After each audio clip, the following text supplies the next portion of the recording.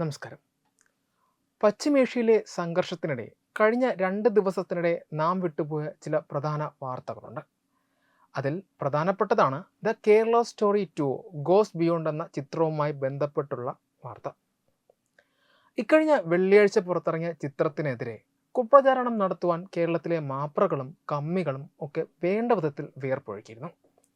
ചിത്രം കാണാനെത്തിയവരെ വിരട്ടിയോടിക്കുന്ന ചില രക്ഷാപ്രവർത്തനം പോലും ചില തിയേറ്ററുകൾക്ക് മുന്നിൽ നടന്നു. എന്നാൽ മാപ്രകളെയും കമ്മികളെയും നിരാശയിലാഴ്ത്തുന്ന വിവരമാണ് ഇപ്പോൾ പുറത്തു വരുന്നത്.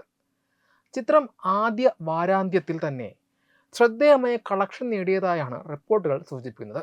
നിയമപരമായ തടസ്സങ്ങളും മറ്റും ഉയർന്നുവെങ്കിലും അതൊന്നും ചിത്രത്തിൻ്റെ പ്രാഥമികമായ മുന്നേറ്റത്തെ ബാധിച്ചിട്ടില്ല എന്നത് സിനിമാ ലോകത്തെ അമ്പരപ്പിക്കുന്നുണ്ട്.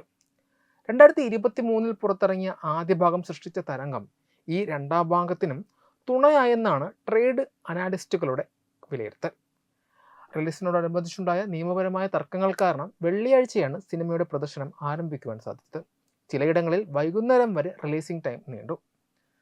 ഇതുമൂലം വെള്ളിയാഴ്ചത്തെ കളക്ഷൻ കേവലം 75 ലക്ഷം രൂപയിൽ ഒതുങ്ങി.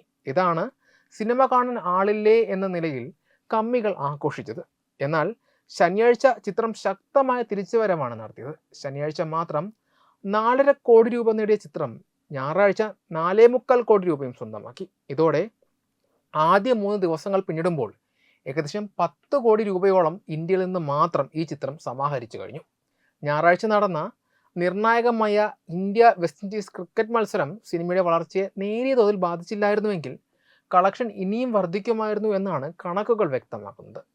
പ്രമുഖ താരങ്ങളുടെ സാന്നിധ്യം ഇല്ലാതിരുന്നിട്ടും ഇൻ്റലക്ച്വൽ പ്രോപ്പർട്ടി വാല്യൂ പ്രയോജനപ്പെടുത്തി ഇത്രയും തുക നേടാനായത് സിനിമയുടെ വിജയമായി തന്നെ കണക്കാക്കാം. മുൻകാലങ്ങളിൽ പുറത്തിറങ്ങിയ ദ കശ്മീർ ഫയൽസ് പോലെയുള്ള സിനിമകൾക്ക് ശേഷം ഇത്തരത്തിലുള്ള പ്രമേയങ്ങൾ കൈകാര്യം ചെയ്യുന്ന ചിത്രങ്ങൾക്ക് വാണിജ്യപരമായി ചെറിയ ഇടിവ് സംഭവിച്ചിരുന്നു.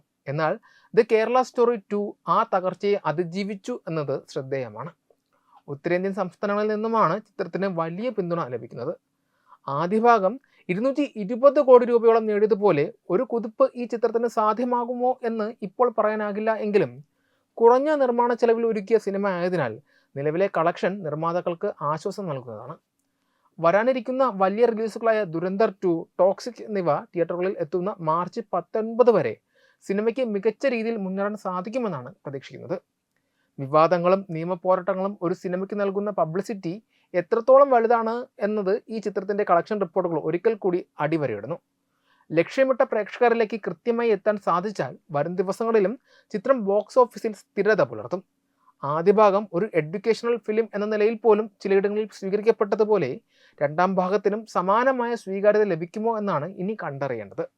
നിലവിലെ സാഹചര്യത്തിൽ മാന്യമായ ഒരു തുടക്കം നേടുവാൻ കഴിഞ്ഞത് ചിത്രത്തിൻ്റെ അണിയറ പ്രവർത്തകർക്ക് വലിയ ആത്മവിശ്വാസമാണ് നൽകുന്നത്. വെബ് ഡെസ്ക് തത്തുമൈ news. Brought you by Kerala AIDS control society. HIV/AIDS സംബന്ധമായ സംശയങ്ങൾക്ക് 1097 എന്ന 24 മണിക്കൂറും പ്രവർത്തിക്കുന്ന ടോൾ ഫ്രീ നമ്പറിലേക്ക് വിളിക്കുക.